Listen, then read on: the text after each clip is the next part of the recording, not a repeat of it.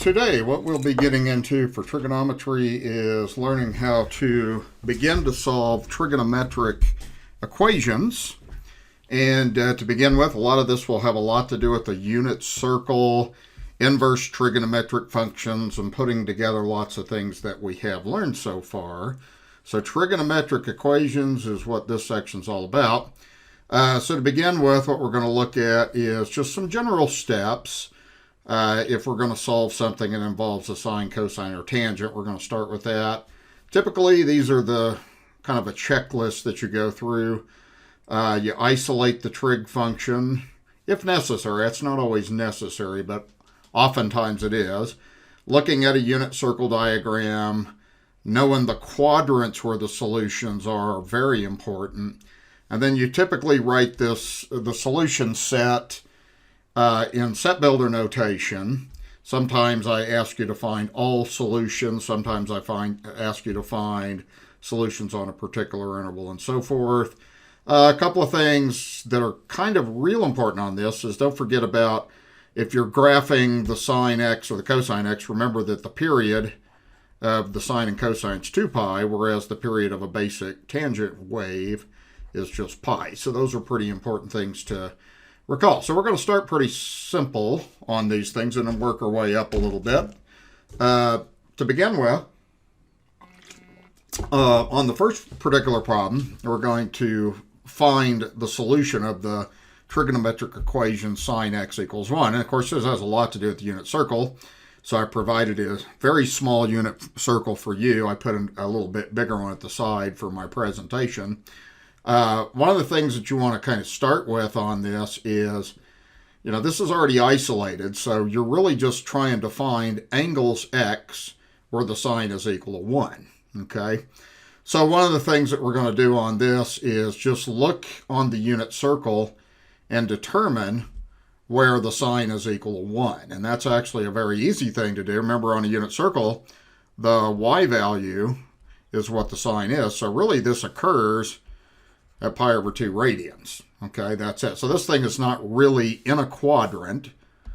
So there's no quadrants on this. This is an example of a quadrantal angle. So basically, x would be equal to pi over 2. However, if you read the directions to the problem, the directions say find all real number solutions. So what we've done is we have found one solution. And the thing is, you got to remember that the period of a basic sine wave, okay, there's no period change, this is just y equals sine x, is going to be 2 pi. So what we do is we write our answer actually in set builder notation like this. We say the solution is the set of all x such that x is equal to pi over 2. Then what we say is plus the period, 2 pi k, and then we say k is an integer. Okay, so the idea, what this is really saying, it's actually very simple if you think about this. We have a solution of pi over 2, but if we add another loop around the circle by adding 2 pi to it, we get another solution, and so forth. If we take another lap around the circle, we get one, and so forth. Okay, and even if you were to look at the negative values, okay, if we have a solution here, if we added negative 2 pi to it, or negative 4 pi to it, or even negative 6 pi to it, and so forth, we keep getting the same solutions over and over again, like that. So one of the things that I want to kind of do is I'm doing some of these problems too, not all of them, but I do want to look at some of these things on a calculator because it's kind of helpful to understand what's going on these problems with a calculator. So what I'm going to do is I'm first of all going to put my calculator in radian mode. Typically I'm going to be looking at these equations. We're going to be looking for radian solutions typically. And let's do this like this. If you want to check on your calculator, one of the easiest ways to do this is just to do y equals sine x and y equals 1. There's actually two ways you can do this on a calculator, so I'm just going to start by graphing y equals sine x. Then I'm going to graph y equals 1, and we're going to look at the intersection points. Now, one of the things I'm going to do is I'm going to take this out a little further. I'm going to take it out like to maybe to 4 pi to a max of 4 pi just to demonstrate something. And then let's maybe still scale this maybe by pi over 2, like we're used to doing. And then maybe for the y's go -2 to 2 with a scale of 1. And of course, what you're going to see when I graph this is you're going to see the sine wave coming out. Then you'll see y equals 1 coming out. So what you're really looking for on this problem is all of these intersection points on this. And there's a infinite number of intersection points. So you're really kind of looking for all of these places where the sine is equal to 1, like this. So there's an infinite number of those places. So for some reason this doesn't draw on my calculator, but anyway, you can see all those points right there that I'm pointing to that you have. So one thing you could do is you could type trace, and if you put in our first solution, which is pi over 2, okay, well, you would have that. Okay, you would have a solution. That would be where they intersect. Now, if I did this, if I traced at pi over 2 plus 2 pi, which would really be where the next solution is, then notice it takes you there. And if I did this, if I did traced at pi over 2 and subtracted 2 pi, that would give you another solution and so forth. Okay, so that's what you're looking for, is all of these intersection points right there. So there's an infinite number of places on a sine wave where the sine reaches a value of 1. Okay. All right, so now I'm going to move on to the next thing here. And as we go the next thing, we're going to be looking at the cosine, solving this equation, cosine x equals -1/2. So again, this is just going to be interpretation of the unit circle primarily here. So let me move this calculator out of the way here. Okay, so we're already isolated. So really what you're looking for on this particular diagram is you're trying to figure out where is the cosine -1/2. And on a unit circle, remember the cosine is the x value. So one place this happens is there. Another place that happens is there. So in terms of radians, we'd have 2 pi over 3, and then we'd have 4 pi over 3. So two of the solutions very clearly on here are x is equal to 2 pi over 3, and another solution is x equals 4 pi over 3. But remember, these solutions are infinite because we can make as many laps around the unit circle as we want to. So really you just write your answer, your final answer, like this. In set builder notation, you're going to say the solution is the set of x is equal to 2 pi over 3. But then if you add the period on, the period of a cosine is 2 pi, k. And then if you say x is equal to the second solution, which is 4 pi over 3 plus 2 pi k, and if k is an integer, that would be a way to write all of the solutions to this problem then like that. So the period is a real important piece of this when you're doing this. So the quadrants this, of course, occurred in are quadrant 2 and quadrant 3 are going to be the two places where the sine takes on negative values like that. Okay, so that's how you solve that. It's really an interpretation of the unit circle. Okay, now let's go to the next thing, and we'll kind of continue on with our discussion. I'll pull up this unit circle for this problem as well. Okay, so this one right here, first of all, you're not really solved. You've got to isolate the sine x. The previous two examples I did, you were already isolated. So you could go immediately to the unit circle. So what I'm going to do is just divide both sides by 2. So what I have is I have the sine of x is equal to the square root of 3 over 2. Now, this is a positive number right here. So the sine, remember, is positive. I always say upstairs. It's positive in this quadrant and this quadrant. So you're going to be positive in quadrant 1 and quadrant 2. Okay?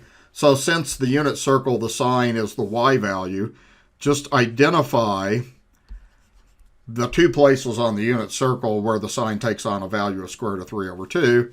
Those occur at pi over 3 radians and 2 pi over 3 radians like that. So you're basically ready to now write your answer. So you're going to say set of x. such that x is equal to, first answer is pi over 3.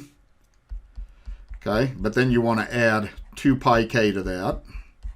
And then the second answer is 2 pi over 3.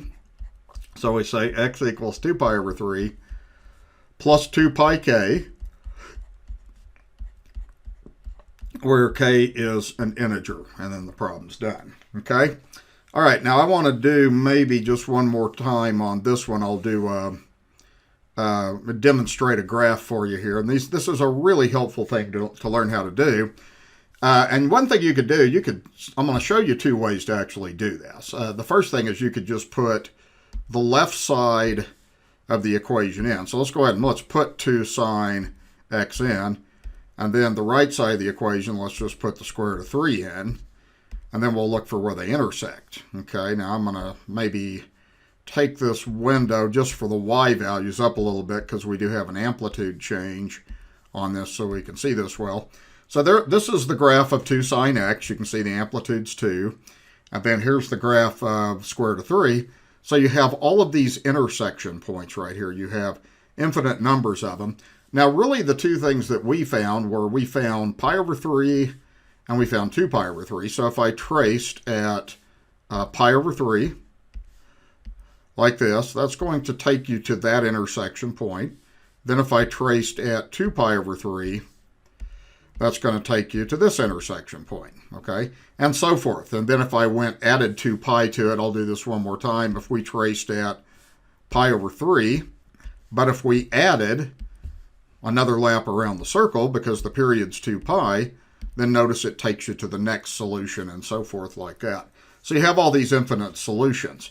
Now, a second way you can do this is you can also do these problems this way if you want to. Just for checking purposes, you could move this so that you get 2 sine x minus square root of 3 equals 0.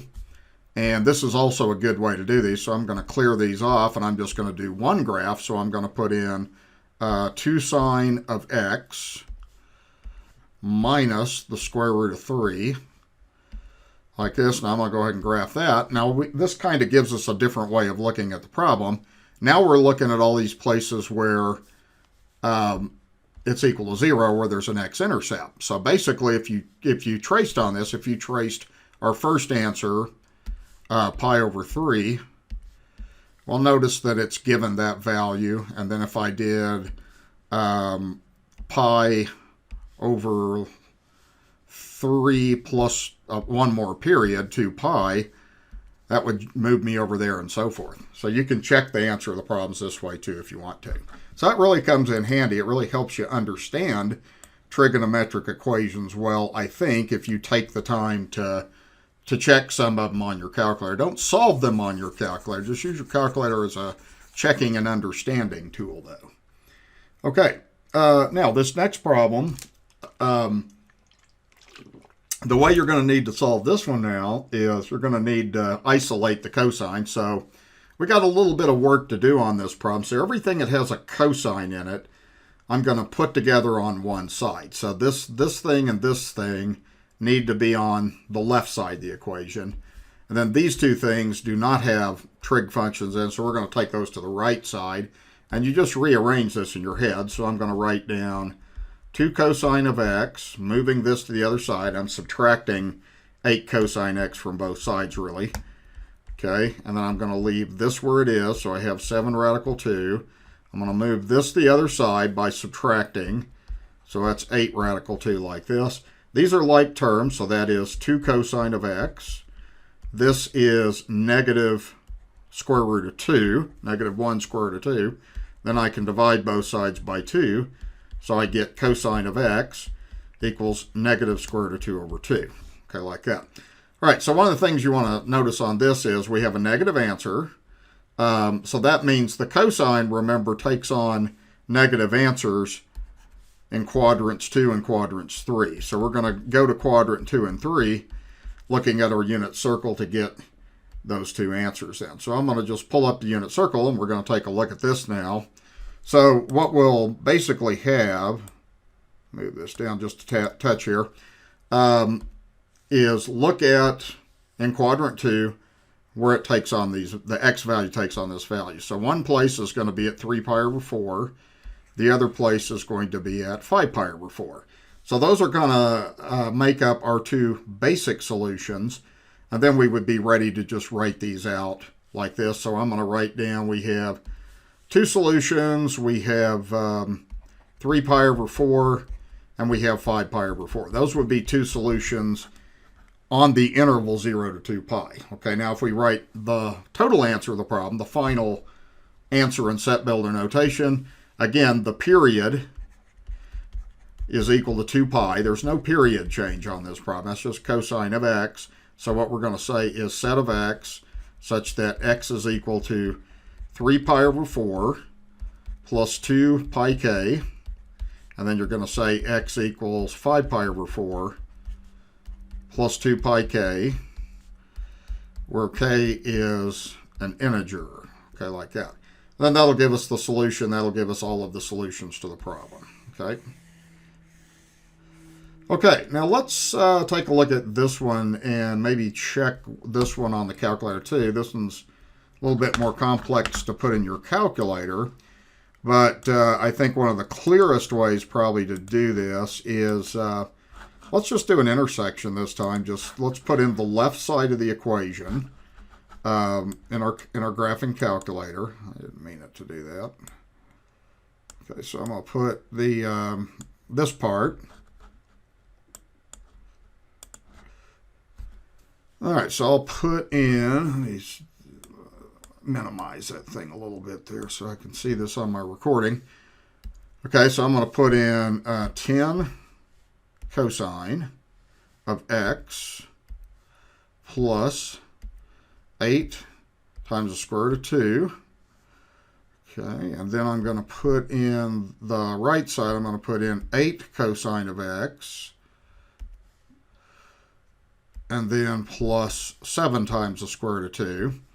Now I may have to adjust this, the y values on this, because now that's got an amplitude of 10, and it's got an up transformation. So we probably need to make these y values go up pretty high. I mean, like maybe even 20 or something, I guess, is probably what you're going to have to do on this. So let's try like maybe negative 25 to 25. Scale that by 5 and just see what happens on this, okay? All right, so what it's going to do right now, what it's doing is it's drawing the graph of 10 cosine plus 8 root 2. Now it's going to take the second one like this, all right? So when it puts these two things together, you're actually looking for all these intersection points. One thing I'm going to do is take the window so we can just look at, let's just go from 0 to 2 pi. We'll probably see this a little bit better if we do it this way, and just kind of look at this through one period. Okay, so that's the graph of the left side of the original equation. Here's the graph of the right side. Well, what you're doing is you're looking for the intersection points. So the intersection point should occur at 3 pi over 4 and 5 pi over 4. So what we could do is just trace at 3 pi over 4. Okay, and then that kind of shows you pretty clearly that that's an intersection point.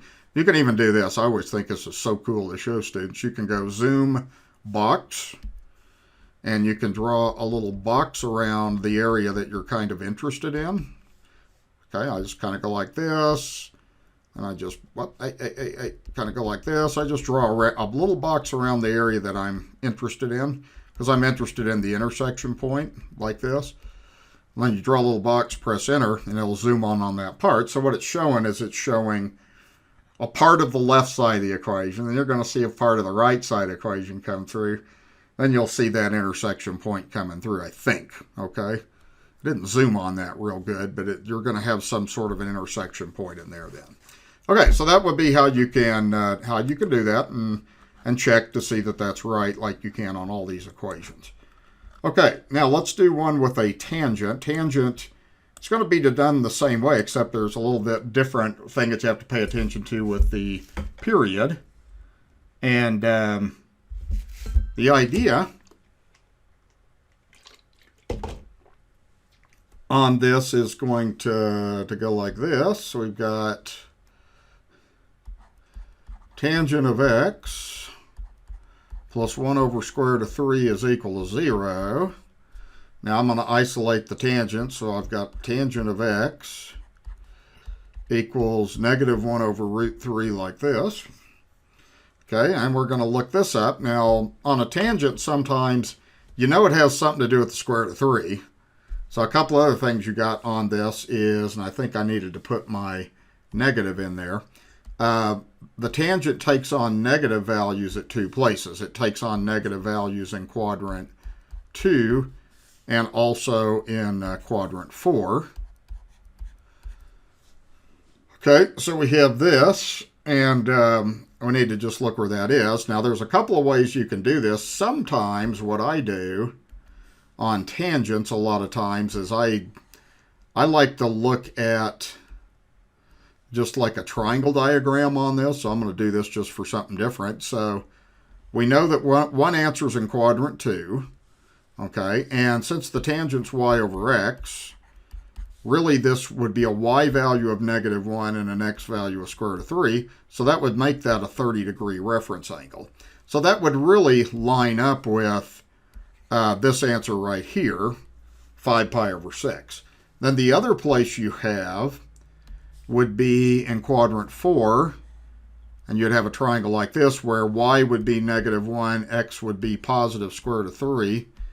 Okay, like this. And I think this one I did something totally boneheaded on this. That's a plus there and a minus there. You probably noticed that. And over here, that's plus and minus. So still, this is a 30-degree reference angle. So this is going to match up with 11 pi over 6 like that. So those are your two answers to that problem in one period. So the idea on this is I just kind of looked at a right triangle and looked at y over x. I found that a little bit easier to do on that problem.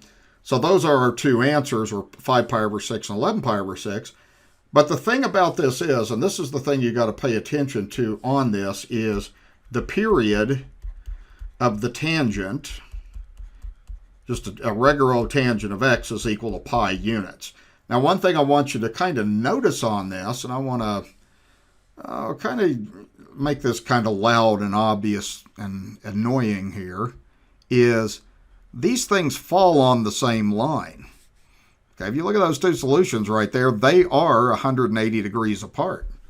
Okay, and since tangents take on the same value in opposite quadrants, they're going to be 180 apart. But see, that's what the period is anyway. So when you write your final answer, you write it like this. You just say set of x such that x is equal to, and then use the first one. Use the 5 pi over 6, then say plus pi k, where k is an integer. And that's all you have to say. See, this other answer is built into it. So the idea is you don't have to write that answer because it's built into this. Okay, if you don't believe me, check this out. If you do 5 pi over 6 plus pi, okay, I'm going to put that over 1, get a common denominator. Look what happens. You get 5 pi over 6 plus 6 pi over 6 is 11 pi over 6. So that generates all of the answers to the problem. So on a tangent, you only have to on this particular problem, you only have to give one of those answers. Okay, it's unnecessary to give both in your equation. Okay, so I want to kind of begin to transition a little bit to the calculator next for this next problem. There are times when you need technology to solve a trigonometric equation. This is a pretty good example of that time. All right, so I'm going to get everything cleared off of here, and let's take a look at this one. Now, this one, this value that you're looking at where the cosine of an angle alpha is equal to negative 0.609. Of course, you won't find negative 0.609 as one of those special values on the unit circle, but it's there. I mean, all these values between negative 1 and 1 for a cosine are there. This is a decimal value that you're going to have to use some technology to get them. Okay. So one of the things that I said, you want to always read the direction of the problem. It says find all angles in degrees that it satisfy that equation. And it says all angles, so that means you're going to have to write this in set builder notation and write a formula that gives all of those values. Okay, so the first thing is this is already isolated. So you have cosine of some variable alpha equals negative 0.609. Since this is a negative value, you have to be sure that you understand that this is going to lie in two quadrants. It's going to be in quadrant 2 and it's going to be in quadrant 3. Those are two places where the x value is going to be negative on a unit circle. So what we're going to do is we need to first of all get our calculator in degree mode because the problem states for degree answers. So we're going to do that. And then what we have to do on the calculator is we have to do alpha is equal to the inverse cosine of negative 0.609. Now the calculator is only going to give us one answer on this. There's going to be an answer that falls in both quadrant 2 and quadrant 3. So even though you're doing an inverse cosine, remember you're solving an equation. So you've got to come up with two answers on this. Okay, the calculator will give you one, but it'll give you enough information to lead to the next one. So one thing I want to kind of mention on this as I'm going through this is, and I'm going to draw just kind of my own diagram on this basically. And with this, we're going to be in quadrant 2 and then we're going to be also in quadrant 3. Now remember, when you do an inverse cosine, the inverse cosine's range is going to go from 0 to pi. So since this is a negative value, I guarantee it, when we put this on our calculator, we're going to get a quadrant 2 answer. Okay, the calculator is going to do that for us. So let's go ahead and do inverse cosine of negative 0.609. Okay, like this. And that's going to give us that value. So we're going to get alpha. I'm going to write down that alpha is equal to 127.5 degrees. We're going to round this to 1/10 of a degree. All right, so we have that. Now the next thing that we have is we have to use this to find the quadrant 3 answer. Okay, so what the calculator just gave us was about 127.5. But what you need to do on this is you need to figure out what this reference angle is right here in order to figure out what value you would get in quadrant 3. So what I'm going to do is I'm going to do this. I'm going to take 180 and I'm going to subtract 127.5 and that'll give us the reference angle. So that reference angle on there, I'm going to write that as 52.5 degrees. Okay, so this is without a doubt one of our answers.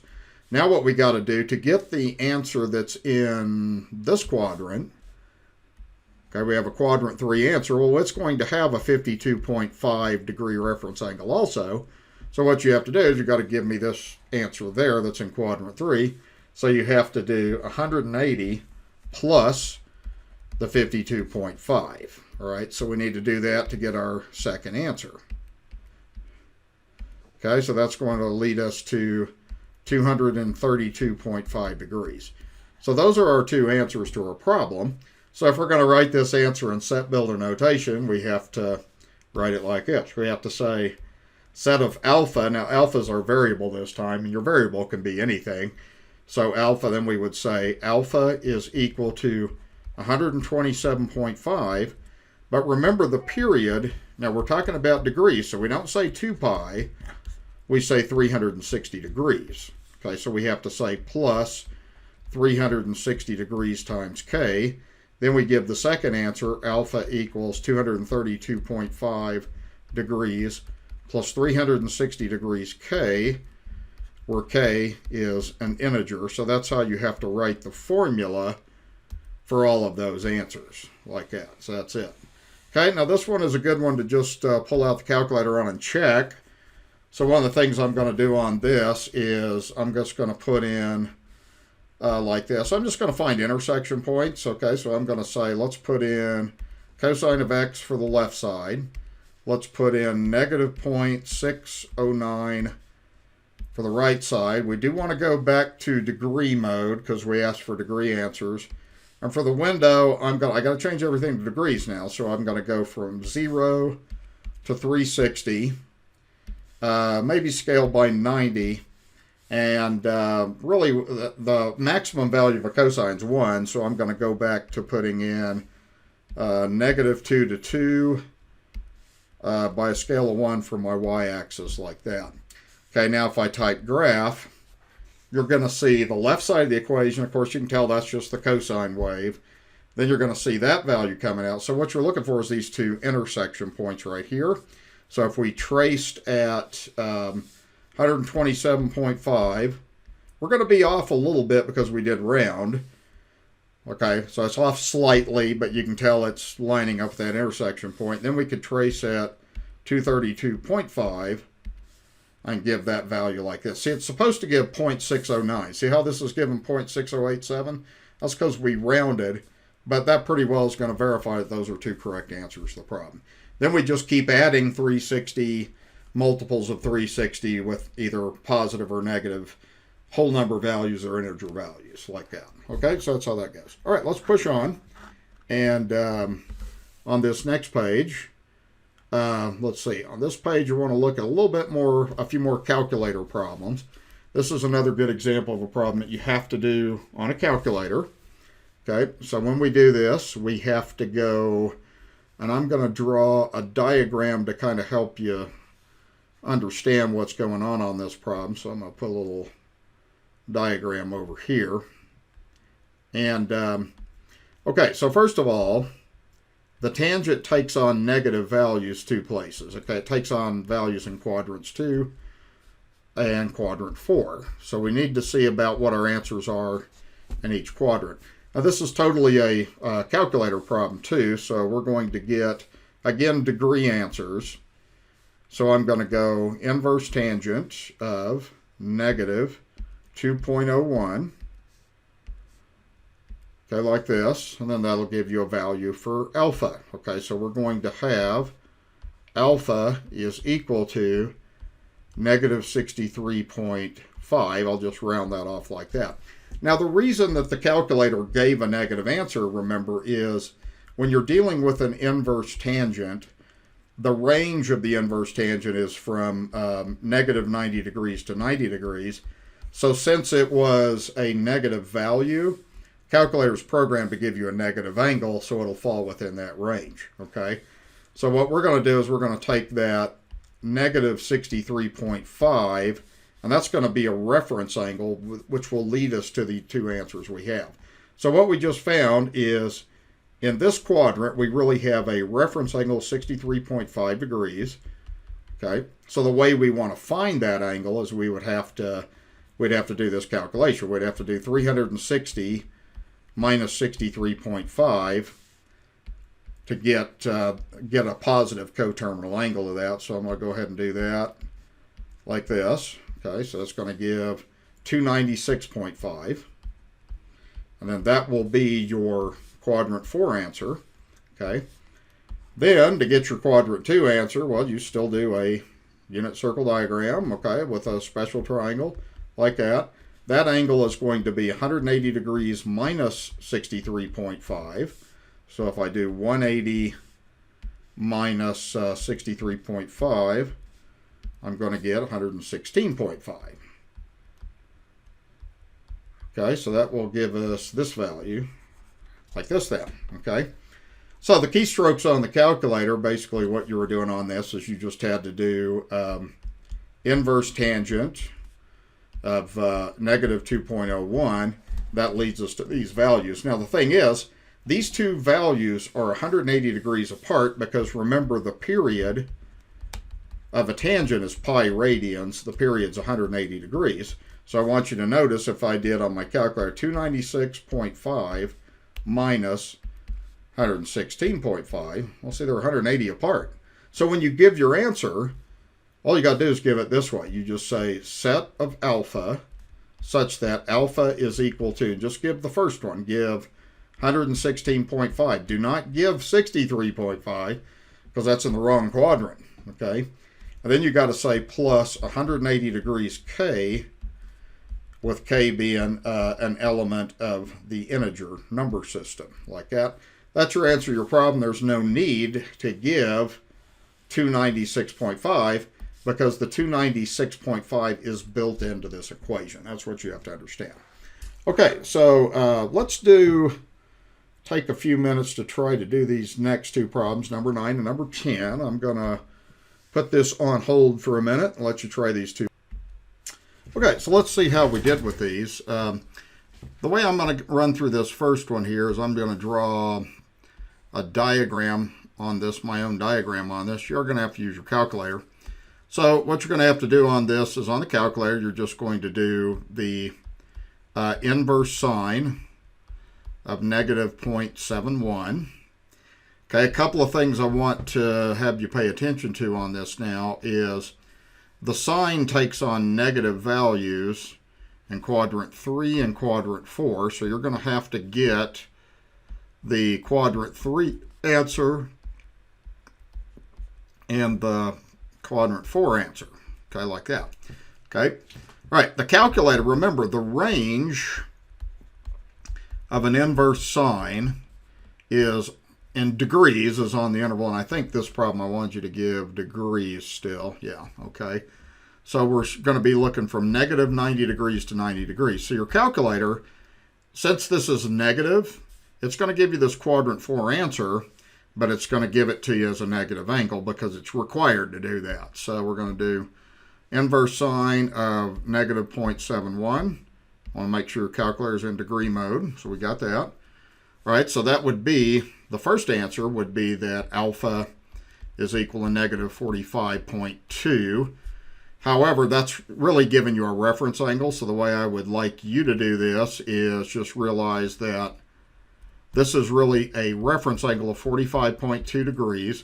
So if you're going to get this angle that's in quadrant 4, you want to do 360 minus 45.2 to get that answer. Just round to one decimal. So 360 minus 45.2 is going to give 314.8.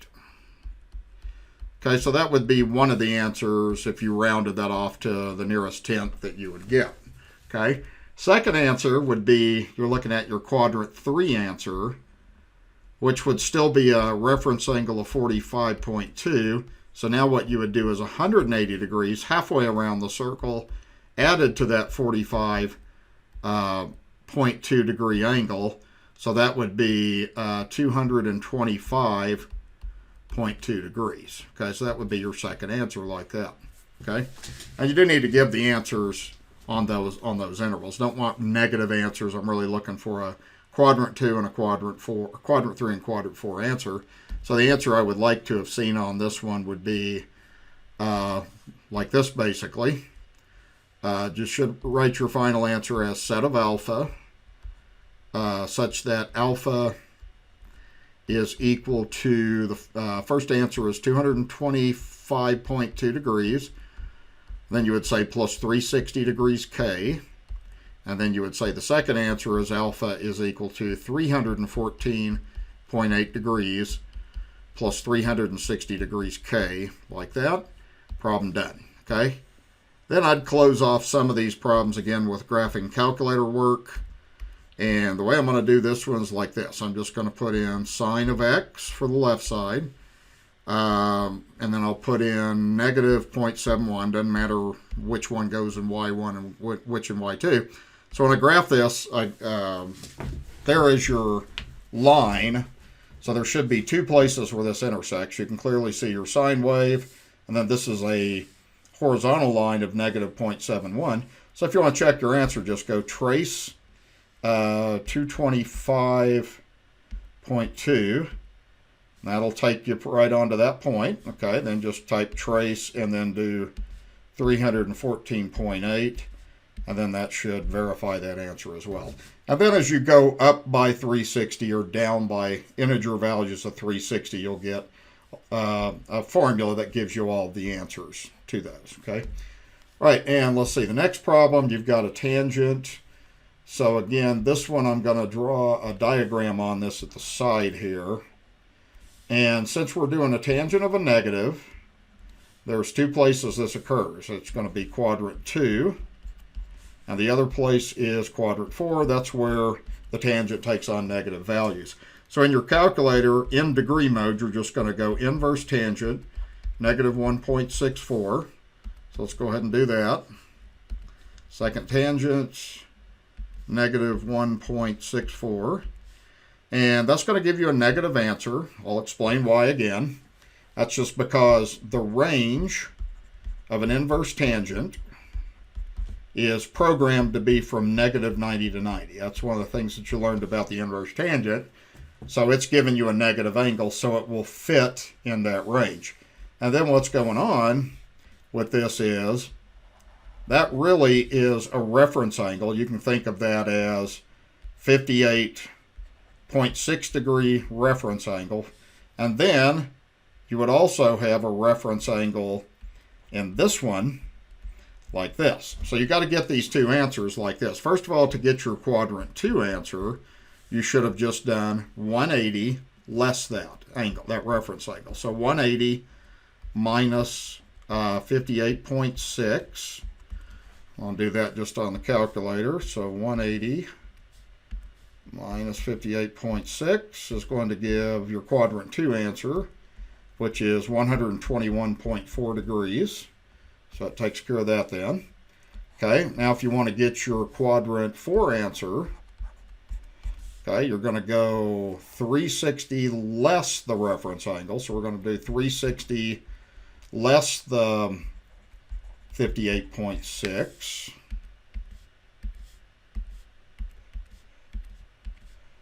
Okay, so that's going to give 301.4. Okay. Now, one of the things that I always like to kind of show you on this, if I look at the difference between these two angles, okay, if I take 301.4 minus 121.4, I want you to notice they're 180 off. So that means you only have to give one answer when you write your formula. So what you're going to do to write your final answer is you're going to go set of alpha, such that alpha, and just give the first answer, 121.4 degrees, plus then the period of a tangent is 180 degrees, times k, with k being an integer. Like that, so that should be your final answer to that problem. I will do a graph on this. I don't think I've done a tangent graph as I've been going through these. So let's do that just for something different. So let's see, the left side I'm going to put in tangent x. Right side I'm going to put in negative 1.64. I do need to be sure I adjust my window a little bit on this. Now I'm just going to go from 0 to 360, scale of 90. Let's make the y's go up to maybe like negative 5 to 5, something like that. Then you'll see the tangent. You'll see kind of the asymptotes that we're familiar with. Notice you have a asymptote at 90 and one at 270. So there's two answers. There's an answer here and there's an answer here. So if you typed trace at 121.4, then that should verify that that's an intersection point.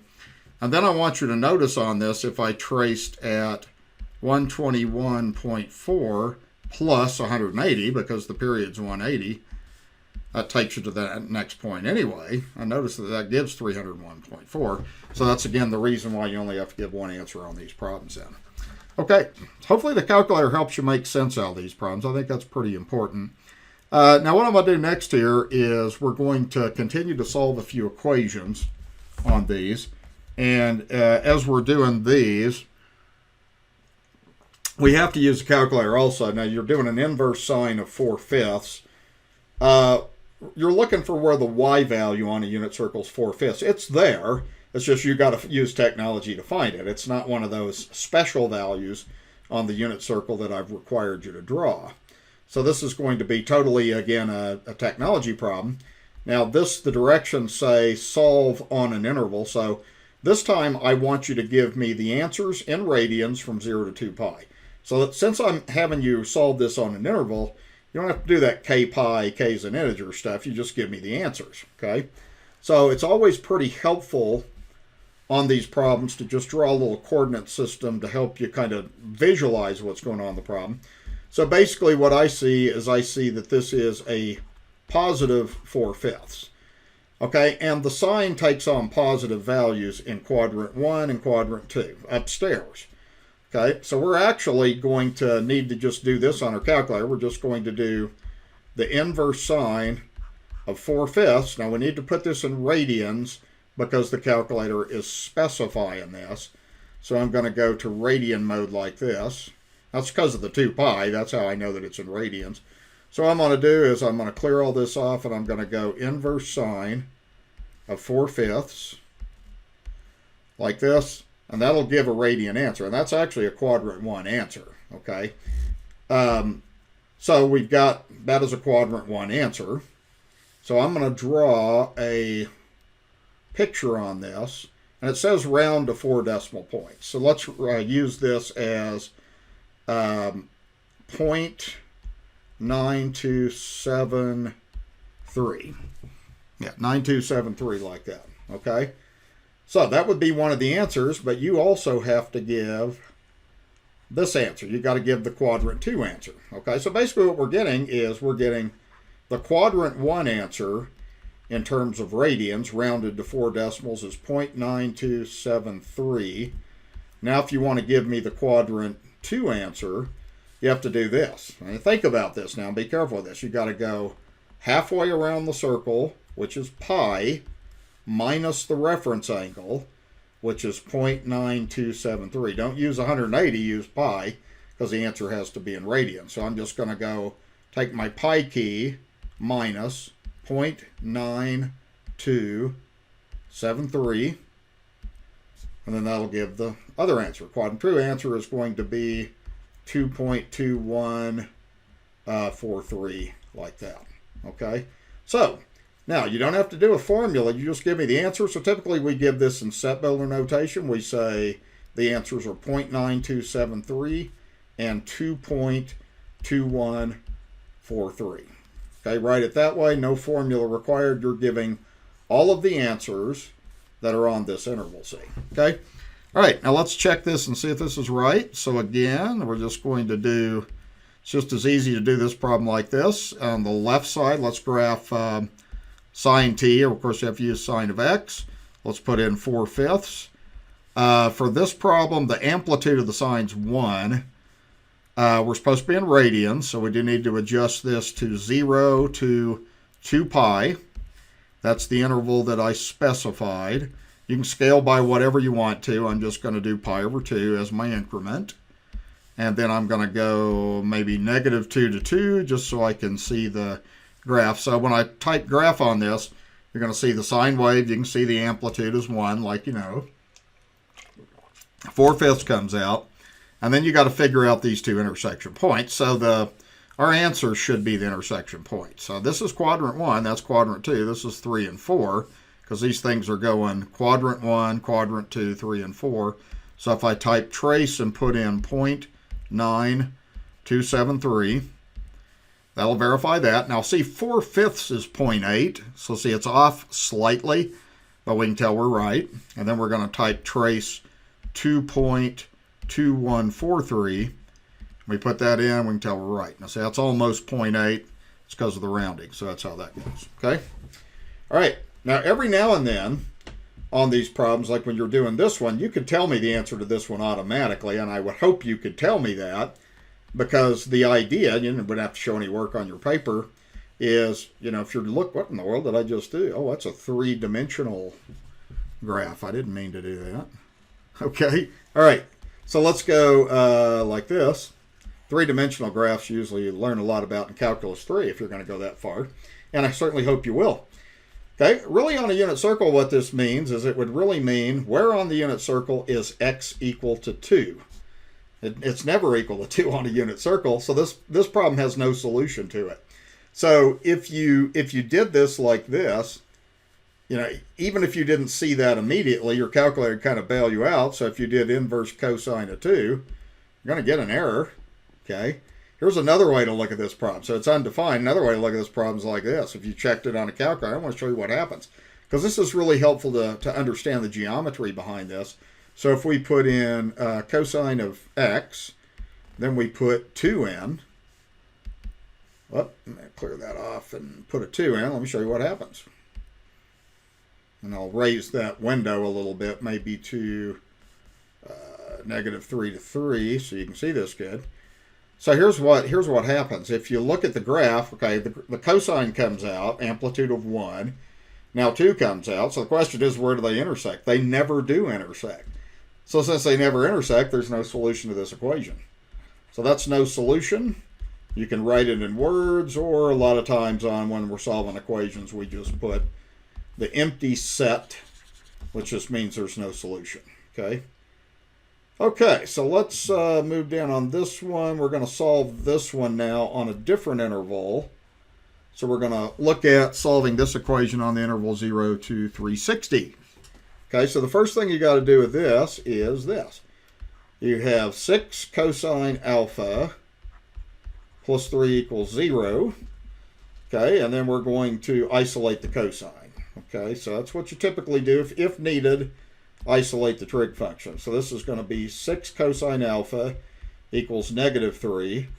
Then we're going to divide by 6. And we'll have cosine of alpha equals negative 1/2. Now that's a good example of something we could go back to the unit circle on. You could do the calculator also. But, you know, this would be something that you could do totally without a calculator. So I'm going to move the trusty unit circle over here like this. Okay, so what you're doing is you want to give degree answers. So really what you're looking for on the unit circle, where is the cosine negative 1/2? Well, that's going to occur in quadrant 2 at 120 degrees, and it's going to occur in quadrant 3 at 240 degrees. So those are the two answers, problem done. Again, you just write your answer in set builder notation. You say 120 degrees, and you say 240 degrees like that. So that one can be interpreted well on the unit circle. Problem done. Okay, now as we get to the next page, we're going to kind of get away from the equation solving here a little bit. And we're going to move to solving trig equations here. Okay, or solving an equation for a variable is what I meant to say on this. So this kind of has a certain structure to it. So when you're doing this,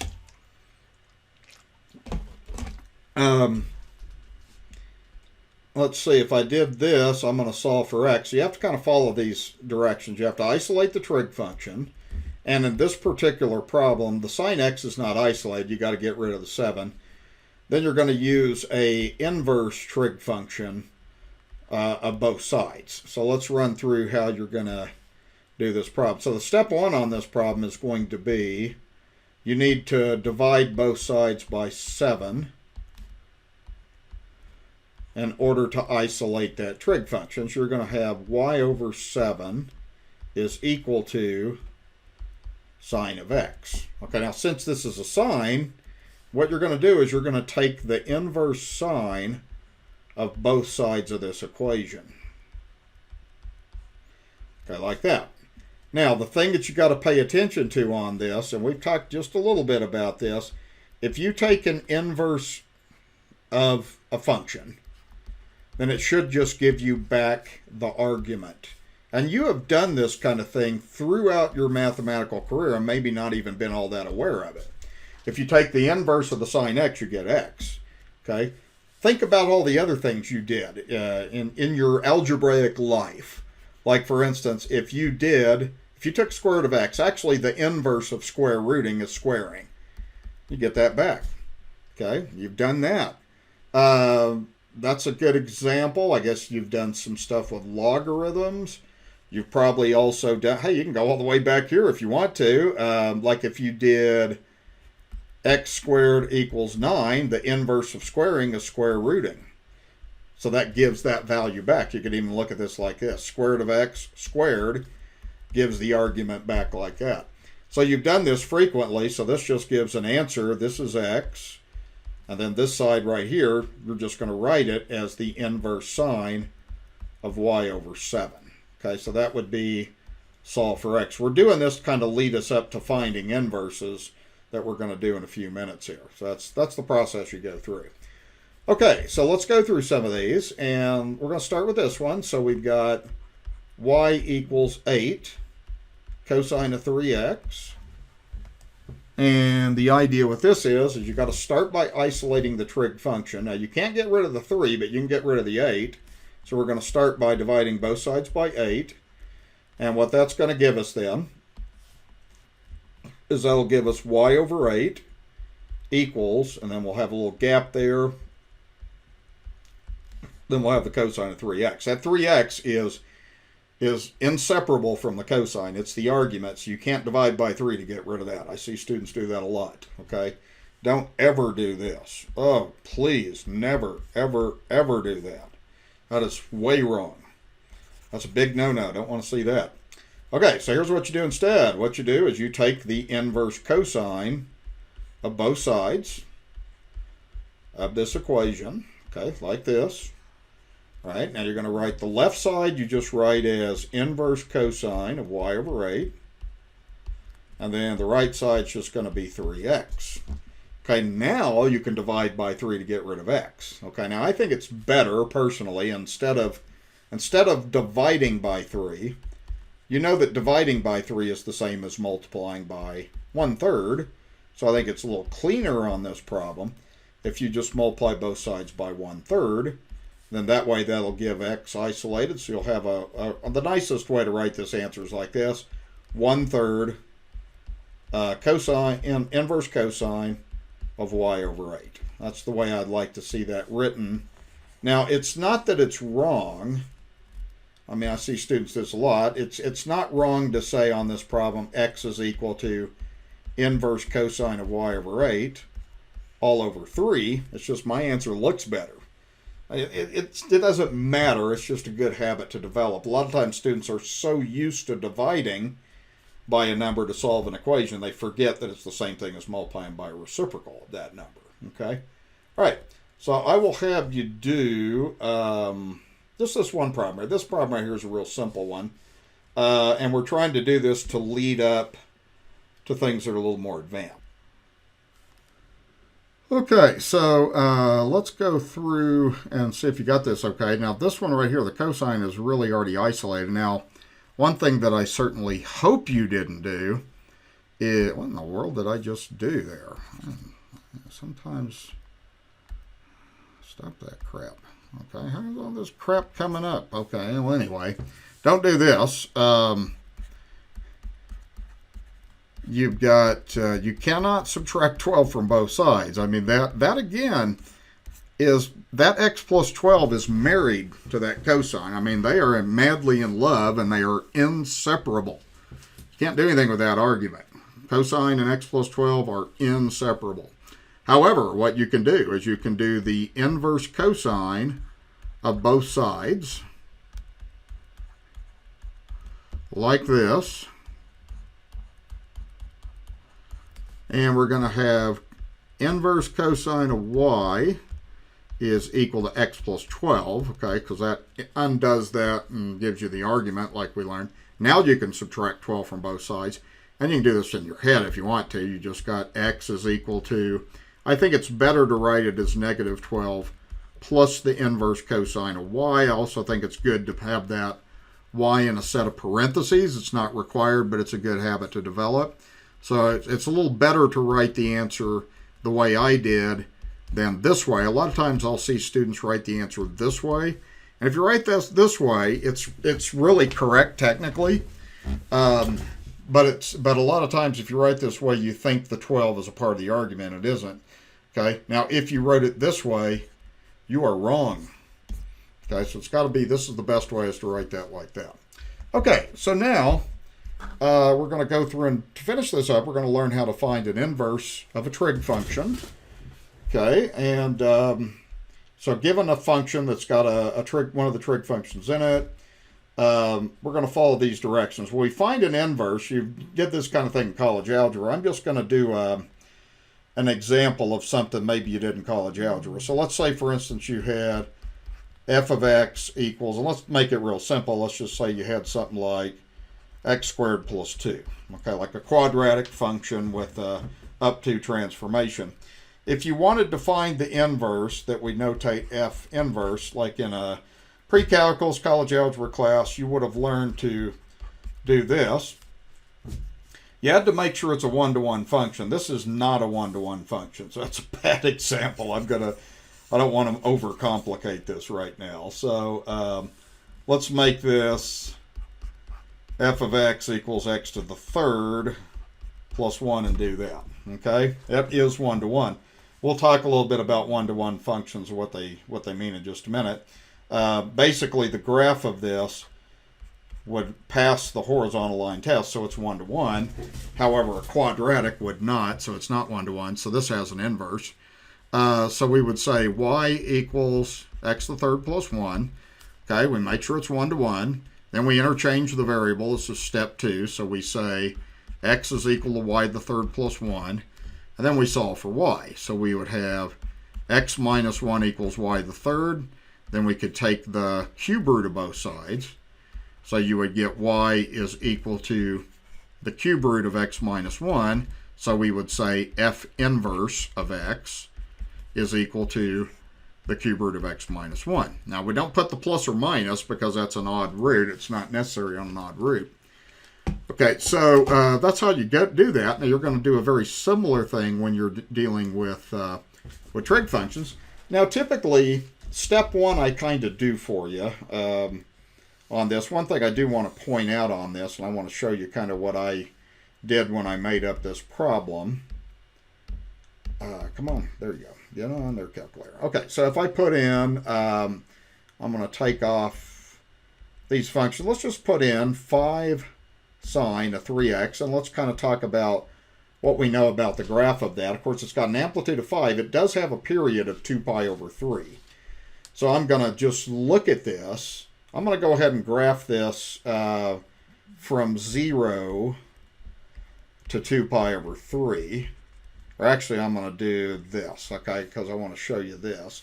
Let's go from, let's do exactly what I gave you here. Let's go from negative pi over 6 to pi over 6, and I'll show you what's going on this. So let's go negative pi. Now, I do need to take my calculator back to radian mode if it isn't there. And then I'm going to go y max is pi over 6.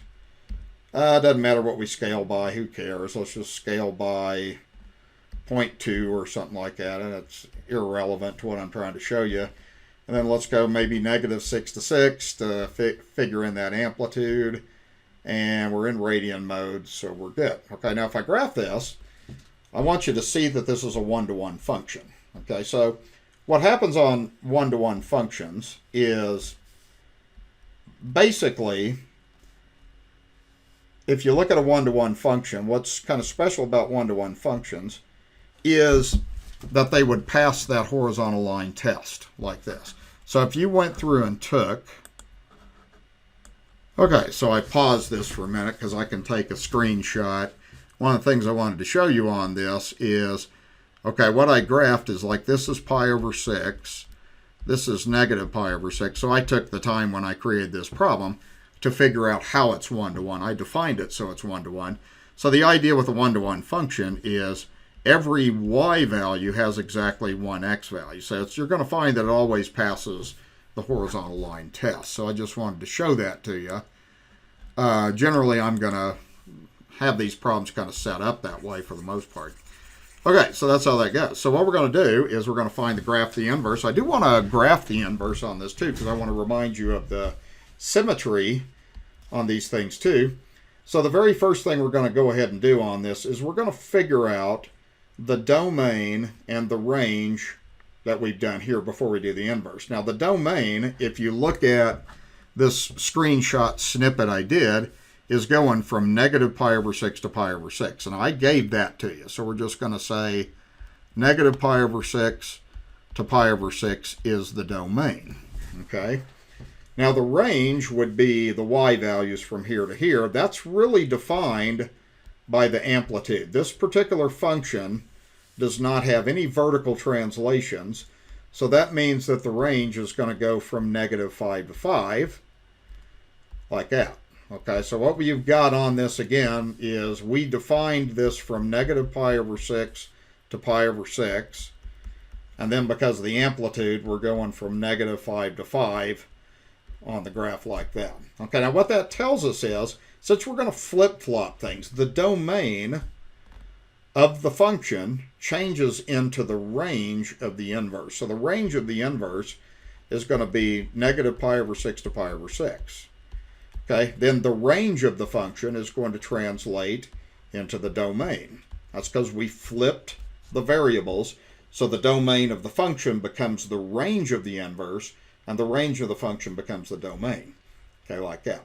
So now we're going to go ahead and crunch out the inverse. So the first thing we're going to do is we're just going to write this as y equals 5 sine of 3x. Okay, we're going to basically do this. We're going to interchange the variables.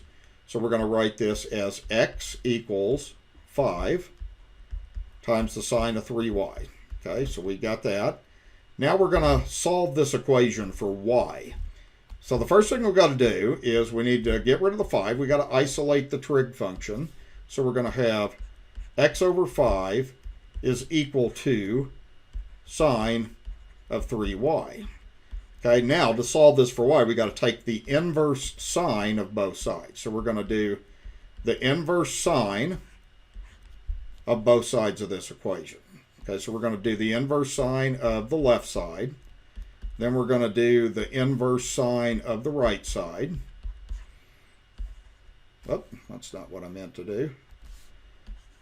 Got to do the inverse sine of the sine of 3y, like that. Okay, then I'm ready to put it all together. Okay, so this is going to be inverse sine of x over 5. Then this is going to be 3y, like that. All right.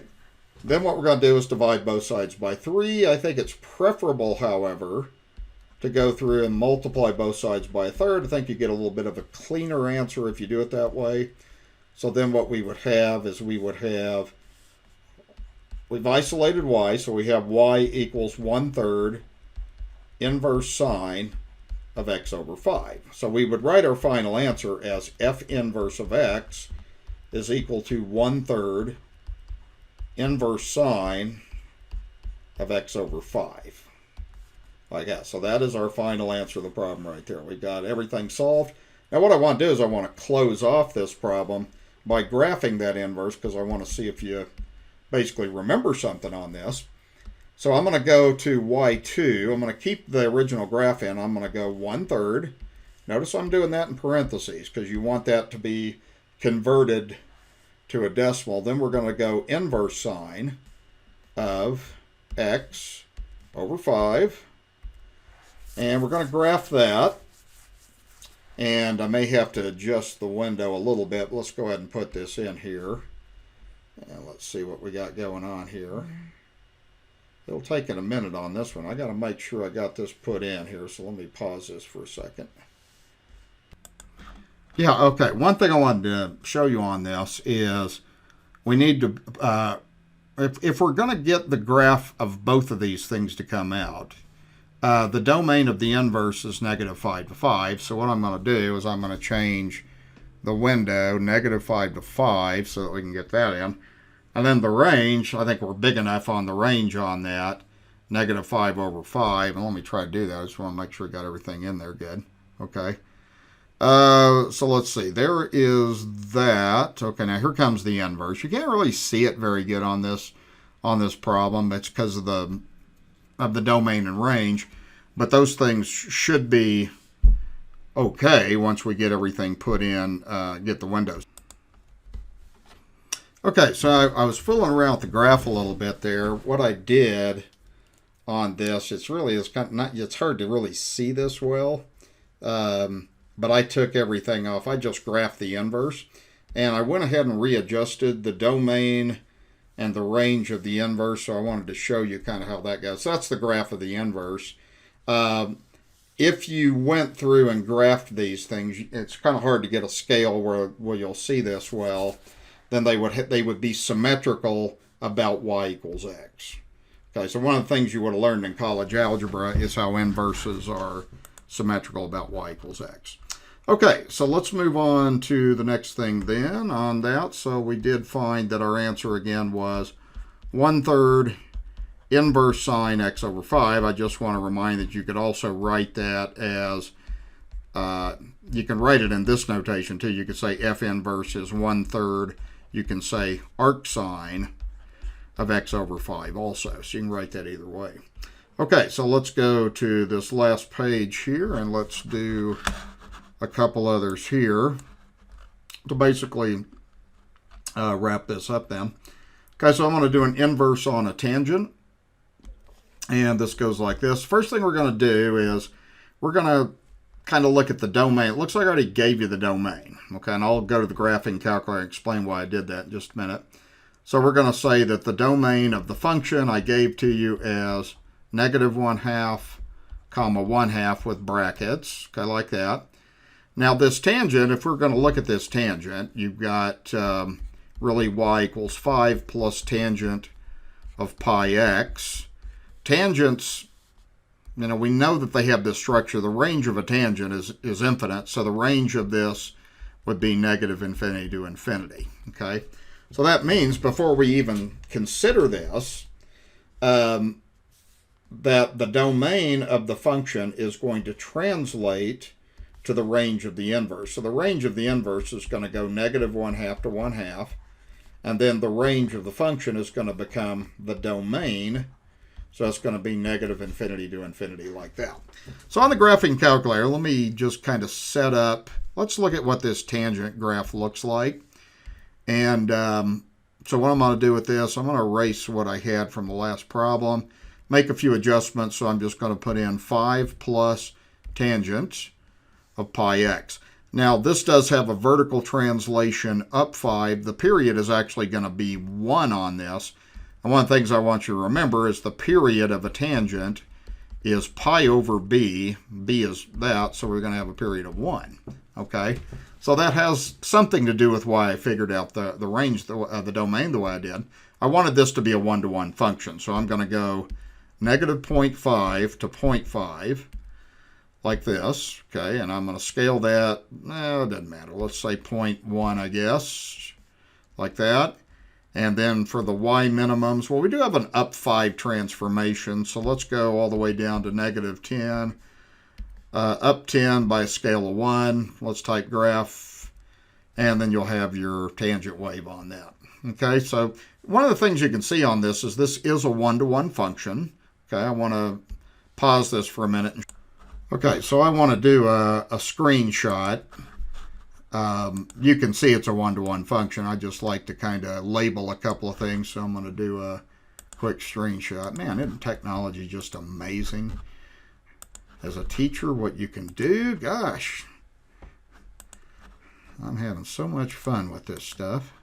When it works, that is.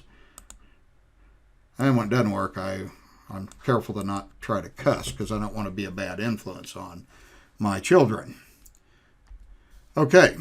So, this is a 1-to-1 function, and notice that, you know, this would definitely pass the horizontal line test. It never becomes perfectly level like that, so it's a 1-to-1 function. So I defined it so it would be 1-to-1. So that's one of the things I wanted to show you on that, is I made that happen because of the asymptotes. I basically just defined it where the asymptotes are, okay?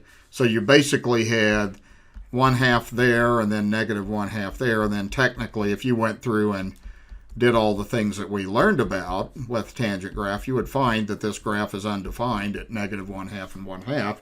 So I decided to just sort of chop it off at the asymptote so I can do an inverse. Okay, so now I'm ready to do the inverse. So what I do is I just start by saying y is equal to 5 plus tangent of pi x. And I switch the variables, so I have x is equal to 5 plus tangent of pi y. Okay, like that. Okay, and we got the variable switch now. So we do need to isolate the tangent before we take the inverse tangent of both sides. So I'm going to subtract 5 from both sides. So I'm going to have x minus 5 is equal to the tangent of pi y.